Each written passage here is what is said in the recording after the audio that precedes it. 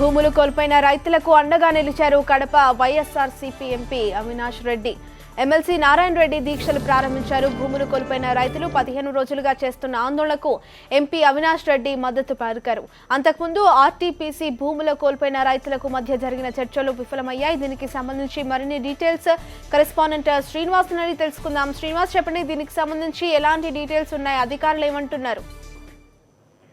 ఆర్టీవీపీ Rayalaseema thermal power ప్రాజెక్టుకు సంబంధించినటువంటి 6వ యూనిట్ నిర్మాణంలో అక్కడ ఉన్నటువంటి చుట్టుపక్కల రైతులందరూ కూడా భూములు ఇచ్చినటువంటి పరిస్థితి ఉంది. ఆర్టీపీసీకి సంబంధించి ఈ భూములు ఇచ్చిన వాళ్ళందరికీ కూడా ఉద్యోగం ఇస్తామని చెప్పి యాజమాన్యం అప్పట్లో హామీ ఇచ్చింది.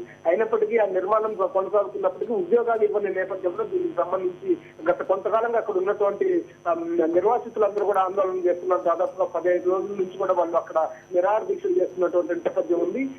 అయినప్పటికీ కూడాను యాజమాన్యం స్పందించకపోవడంతో కడప ఎంపీ వైఎస్ అవినాష్ రెడ్డి, అదేవిధంగా ఎమ్మెల్సీ నారాయణ రెడ్డి, స్థానికంగా ఉన్న నేతలందరూ కూడా హైదరాబాద్ వెళ్ళి హైదరాబాద్ లో జెన్కో ఎండీలు కూడా కలిసినటువంటి నేపథ్యం ఉంది. వాళ్ళకి న్యాయం చేయాలి, వాళ్ళకి ఇవ్వాల్సిన ఉద్యోగాలు ఇవ్వాలని చెప్పేసి చెప్పారు. ఈ రోజు దానికి సంబంధించి చర్చలు కూడా జరిగినాయి. అంటే ఆర్టీపీసీలో ఉన్నటువంటి సిఈ, అదేవిధంగా అవినాష్ రెడ్డి ఆధ్వర్యంలో ఉన్నటువంటి బాధితులు కానీ వీళ్ళందరూ కూడా మొత్తం చర్చలు జరిపిన నేపథ్యంలో బాధితులు అడిగినటువంటి ఉద్యోగాలు దాదాపుగా 98 నుంచి 100 ఉద్యోగాలు ఇవ్వాలని చెప్పేసి వాళ్ళు అడిగిన దానికి యాజమాన్యం ఒప్పుకోకపోవడంతో మళ్ళీ వైఎస్ అవినాష్ రెడ్డి నేతృత్వంలో ఎమ్మెల్సీ నారాయణ రెడ్డి వీళ్ళందరూ కూడా బాధితులతో అక్కడే వెంటనే చర్చలు విఫలం కాగానే వెంటనే గేట్ బయటనే ఈ దీక్షకు పూనుకున్నారు. ఎంతటి వరకైనా యాజమాన్యం దిగి వచ్చేంత వరకు తన దీక్షను అయితే కొనసాగిస్తారని చెప్పి అవినాష్ రెడ్డి చెప్తున్నారు. మరోవైపు మనం గమనించినట్లయితే ఇప్పుడే మనకు తాజాగా అందినటువంటి సమాచారం, అవినాష్ రెడ్డి దీక్ష కూర్చోవడంతో యాజమాన్యం కొంచెం కదిలినట్లయితే సిఈ చర్చలు జరుపుతాము, మీ డిమాండ్లను మేము సానుకూలంగా స్పందిస్తాము